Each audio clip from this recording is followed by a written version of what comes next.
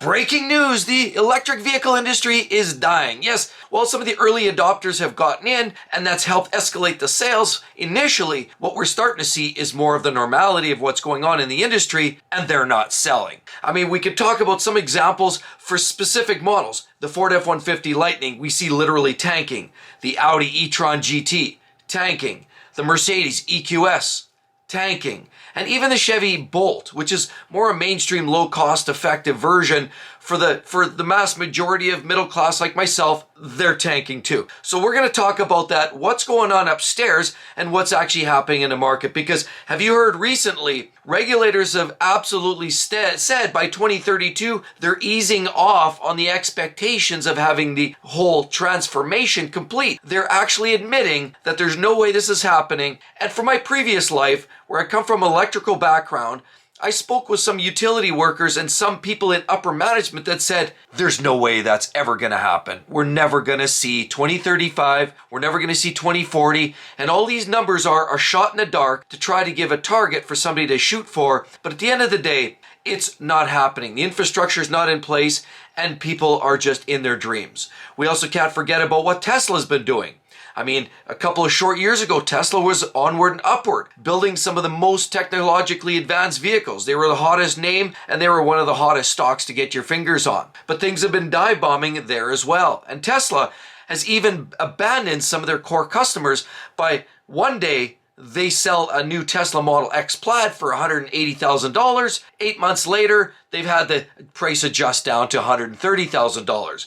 Leaving those people in a lurch and the new buyers in a world of wins. But that's not just where this story ends. Let's talk about some examples. I'll share you some examples of what I'm seeing and what's happening on the used car market, and we'll explain more. One of the biggest hits we've seen in this environment is the Ford F-150 Lightning. They had huge hopes and plans, and then when the CEO Farley got behind the wheel, he realized very quickly, we don't have range in these trucks. So that was a real deal, and customers were getting fed up. There was one customer, a family, where they went on a family vacation. They didn't even get all the way. They couldn't charge their vehicle, and they couldn't turn around, and they were in a world of hurt. They had to tow it back, and they basically rented a rental car to complete the rest of their vacation. So we're hearing stories all over the internet about this, but the reality is range anxiety is real. The infrastructure is not quite there yet. And F-150 Lightning, for example, the Lariat started about $99,000, not an inexpensive proposition. On the Canadian side of the border specifically, and now we're finding 22 model years with 10,000 kilometers on them, or 3 to 5, 8,000 miles, and they're literally going for a song and a dance. You can get them now for 60 grand. That's 40% of their value gone. Poof! Up in smoke in one short year. Yeah, the miles are low. These vehicles haven't been abused. They've had all the servicing, but yet they've lost 40% of their value. I mean, we all talk about our Fortune 500. We talk about our stocks. We talk about our bonds. We talk about investments and RSPs and mutual funds and saving for the future. And then we go on the back end and spend and lose 40 grand right in 1 year's time. Talk about a brutal investment. That sounds like one of the worst places you can spend your money. Now, I'm not saying don't go buy a Ford F-150 Lightning. I say they're very interesting. They look great.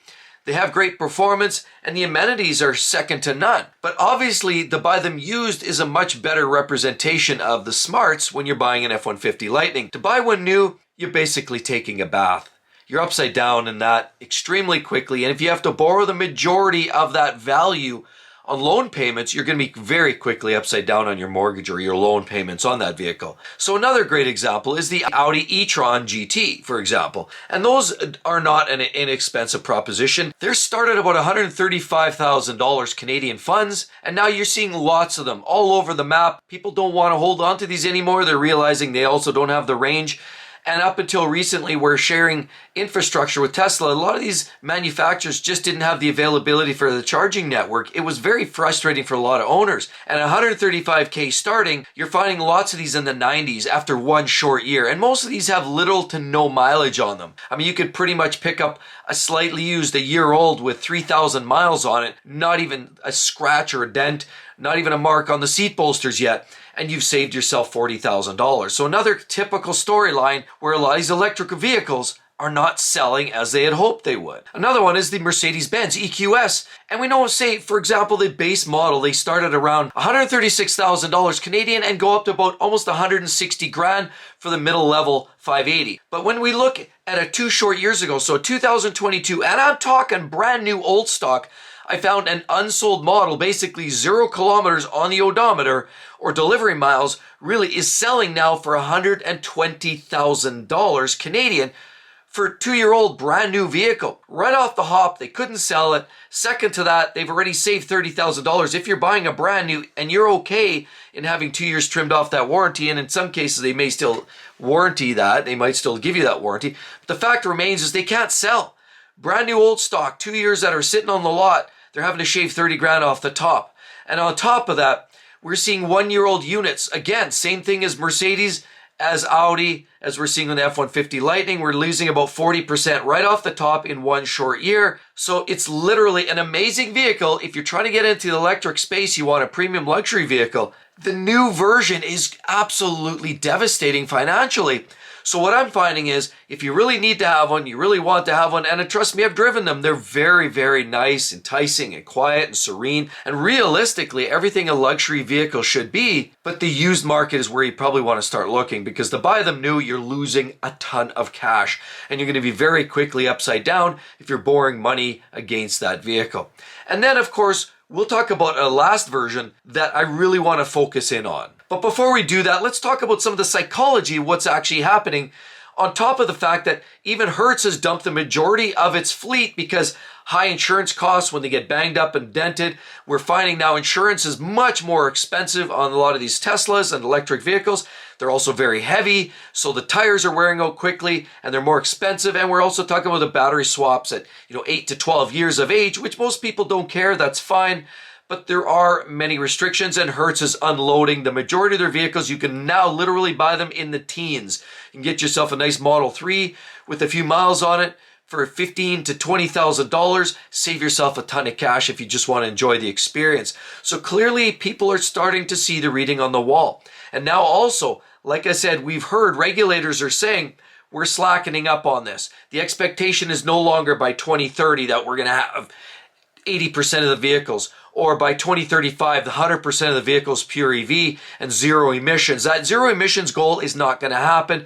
And now they've slacked off, opening the door for more internal combustion vehicles. Now, what this does is it plays right into the hands of the UAW, as well as other auto manufacturer workers who know that, our job is more secure. First of all, we have the chicken tax protecting the big three.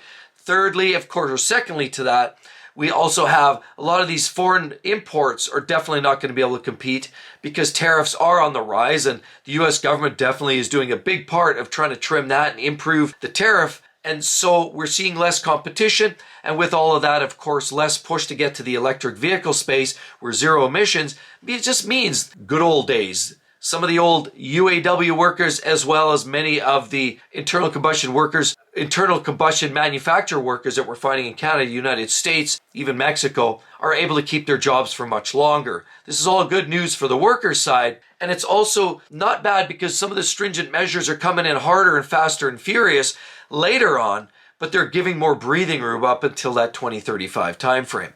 But there's also some psychology. It's all about the early adopters. There's always this cluster of folks, which we've seen, quick to get in. They love new technology. They want innovation. They're ready and willing to try on new things. And then there's those that actually pull a trigger and they actually take that step forward and commit some money and get on the game and the bandwagon.